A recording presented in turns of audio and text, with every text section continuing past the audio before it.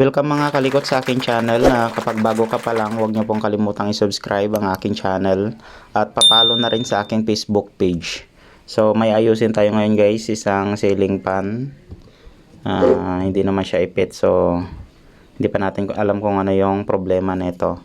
Bago natin simulan mga kalikot, shoutout ko muna yung personal kong customer, si Sir Jaime Larenas. At saka shoutout naman natin si Kitin E. At saka kay Abby Sapanta Bourbon.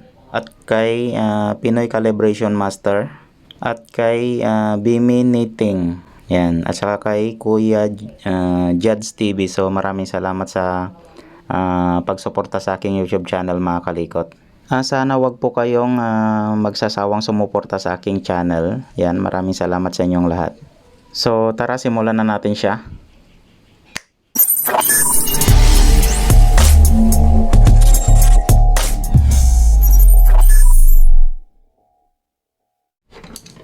Testerin muna natin yung kanyang power cord. Yan, lagi naman natin ginagawa to guys. So dito talaga ang una nating titesterin.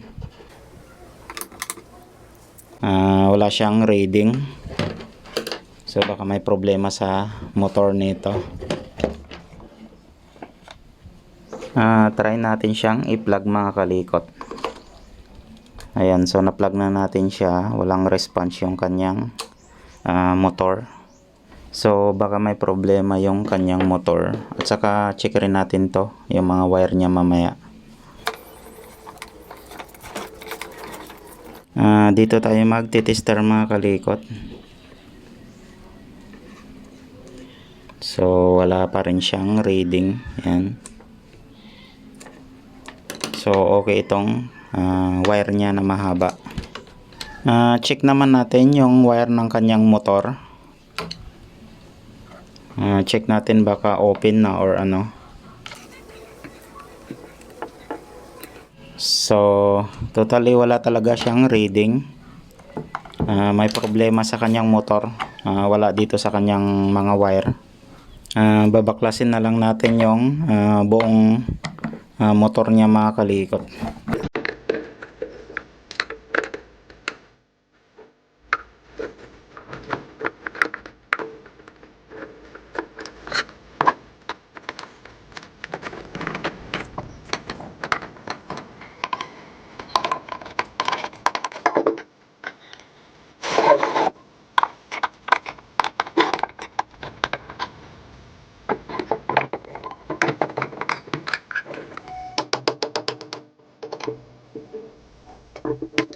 Pag tinatanggal natin tong pin ng shafting mga kalikot, lagyan natin siya ng tela or basahan para hindi lang magasgasan itong ating shafting. So diskarte nyo na lang kung paano nyo siya tanggalin. Pwede nyo namang pukpukin tapos kuha lang kayo ng mas maliit dito na kapirasong bakal. Ayan. Tapos sundutin nyo na lang dito para matanggal lang itong kanyang pin. So kung gumagamit naman kayo ng side cutter or plier, ayan, so lagyan nyo lang siya ng basahan para hindi lang magalusan itong ating shafting. Hindi natin kasi matatanggal itong shafting kapag nandito yung kanyang pin. So kailangan talagang tanggalin. Buksan muna natin yung kanyang motor. So sana okay pa yung kanyang motor para hindi magastusan yung may-ari.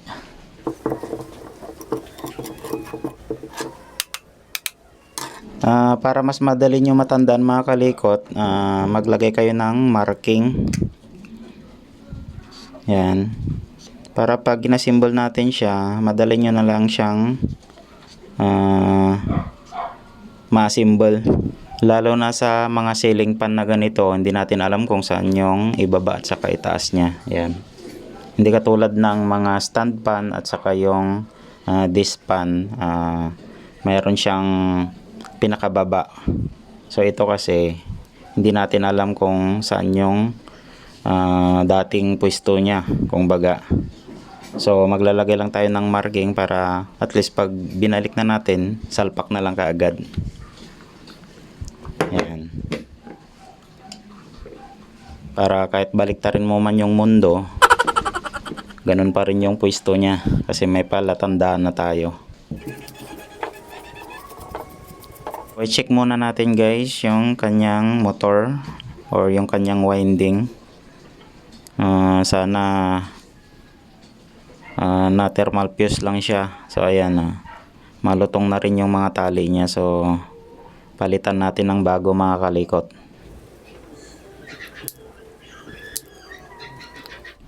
Nabaklas na natin yung tali niya. So una-una nating hanapin guys yung kanyang thermal fuse. Check natin isa-isa yung kanyang insulator kasi nandyan yung kanyang fuse. Pero ibabalik rin natin mamaya guys. So ayun, ito na yung kanyang thermal fuse. So ingatan nyo lang mga kalikot kapag nagbabaklas kayo ng ganito. Baka maputol natin yung hibla ng kanyang magnetic wire. Bali, tatalian muna natin yung wire niya para hindi mauga-uga or magalaw. Tapos check nyo rin dito guys sa pinagtatalian nyo kung baka may hibla ng wire. Tapos sinigpitan natin siya, maputol. So check rin natin.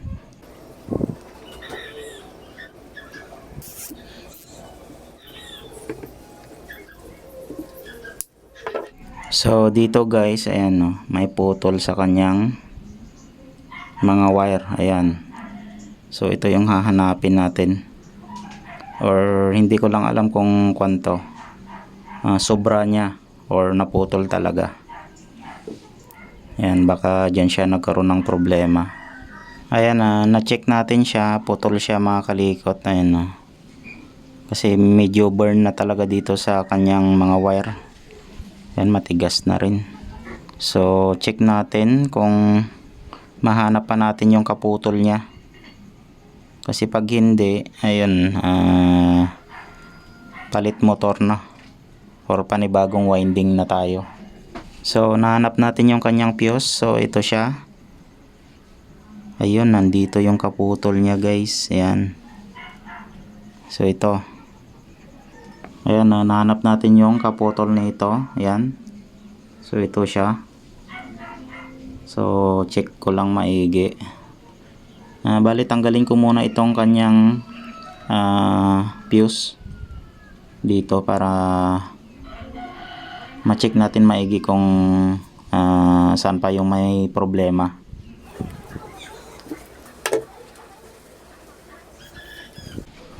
So ito guys yung kanyang fuse. Ayan, so tinanggal muna natin yung kanyang fuse. Testerin muna natin siya. Testerin natin guys yung kanyang fuse. Ayun, okay yung fuse niya. Nagkamali tayo guys ng moves. Dapat tinester muna natin to bago tinanggal sa kanyang linya or dito sa mga magnetic wire. Dito pala siya nagkaroon ng problema, dito sa naputol, hindi pala dito sa kanyang fuse. So mali yung moves natin. Sa bagay tao lang, siyempre nagkakamali rin tayo eh. Hindi natin nasunod yung step by step niya. So pinutol kagad natin siya na okay pala to. So okay yung kanyang fuse mga kalikot. Ayan. So hindi rin natin alam kung bakit naputol to. Or baka shorted din itong winding niya. So malalaman natin mamaya yan guys kapag na-assemble na natin lahat.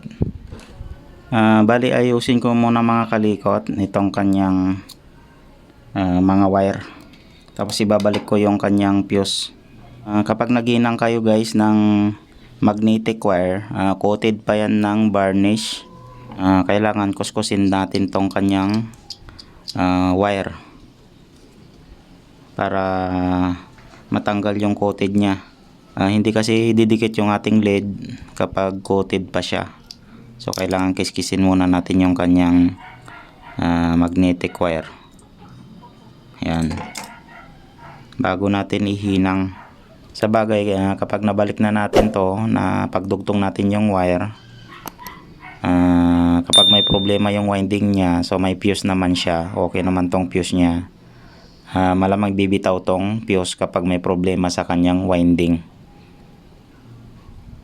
So kailangan ibalik rin natin tong kanyang fuse mga kalikot.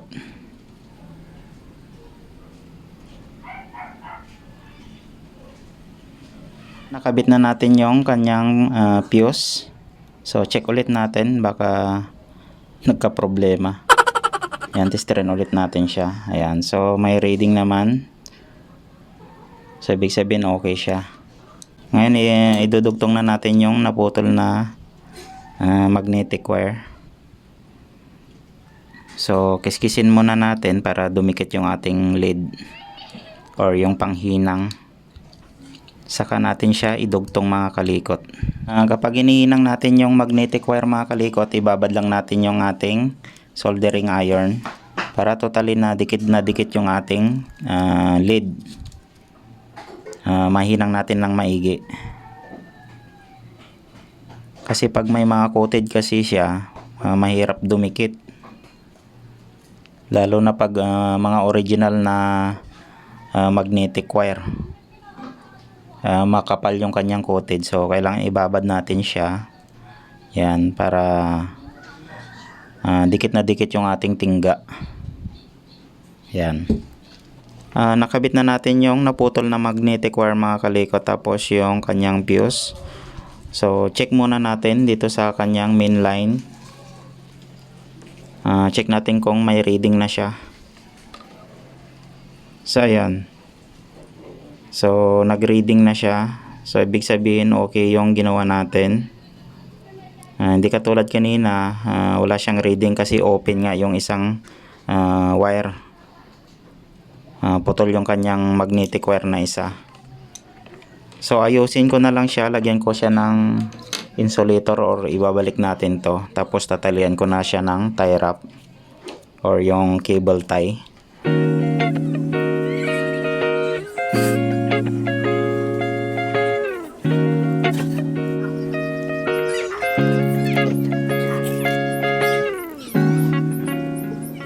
Natapos na natin siya natalian mga kalikot ng strap. So testerin ulit natin siya, baka may napigtas nung nilalagyan natin siya ng strap.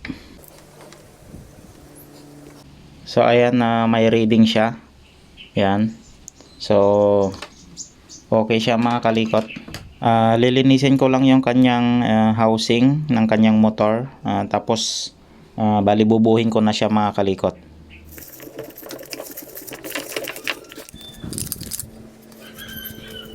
Hindi na natin to babaklasin kasi medyo okay pa naman yung bushing shafting niya. Kasi kapag binaklas ko pa to, magliliha tayo dito kasi medyo kon na dito kalawang na. So mahirap matanggal, baka magasgasan pa lalo yung kanyang bushing. Yan, so linisan lang natin siya. Tapos lalagyan na lang natin siya mamaya ng langis mga kalikot.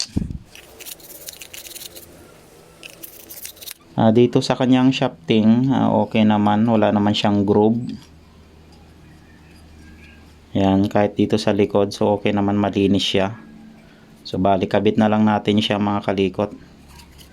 Assemble ulit natin siya mga kalikot. So kung saan yung marking na nilagay natin nung binaklas natin siya, so dun nyo rin itapat. Yan, para mas madaling nyo na siyang may kabit. Tapos check nyo rin kung may naipit na wire or magnetic wire dito sa kanyang casing. So wala naman. So bago natin ilagay, lagyan muna natin itong harap niya ng oil. Yan, dito sa tapat ng bushing. Kunti lang yung ilagay nating oil mga kalikot. Wag naman masyadong marami kasi tatalsik din yan kapag umiikot na siya. Tapos lagyan rin natin tong bandang likod. So kung saan yung marking ulit dito, doon na rin natin siya itapat.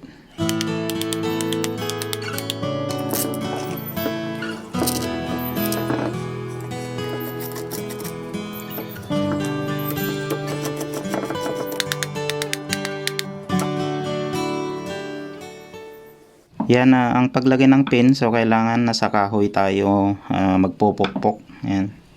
Para hindi magulusan yung kanyang shafting.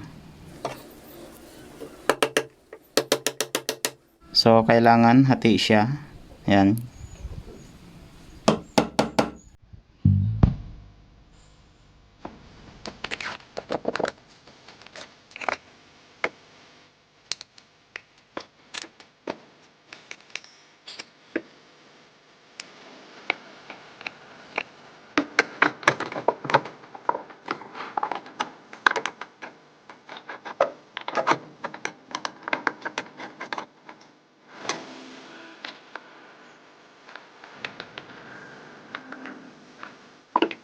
Testerin ulit natin siya mga kalikot. So may reading siya. So okay na. So lagi natin guys na testerin kapag nabuo na natin siya. Baka nung pagkapokpok natin nagkaroon ng problema yung kanyang winding or nag-vibrate. So lagi natin testerin kapag natapos na natin siya nabuo. Para sigurado tayo bago natin bigay sa may-ari. So test na natin siya mga kalikot. Ayan.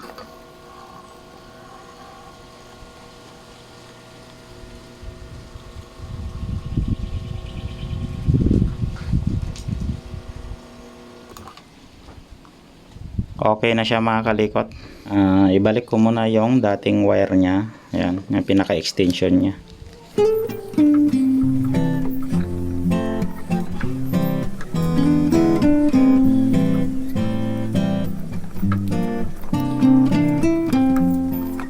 Try na natin sa dito sa kanyang plug. Ayan. Ayun.